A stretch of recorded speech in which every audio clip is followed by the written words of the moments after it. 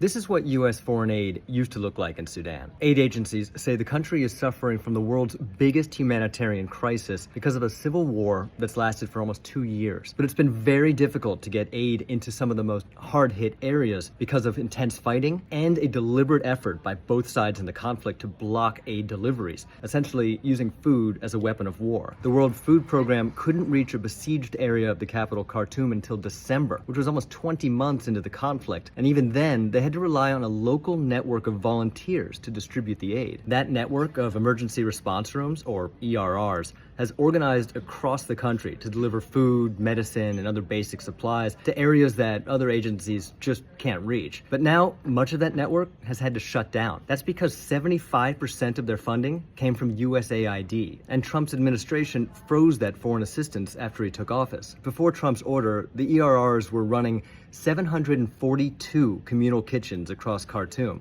delivering food to 816,000 people. Now, 80% of those have closed, according to a communications officer. That communications officer, Hujuj Kuka, told me that because the ERRs were often getting funding through other NGOs, they didn't realize how crucial USAID was until that money was taken away. With more warning, Kuka said, they could have tried to shore up more funding.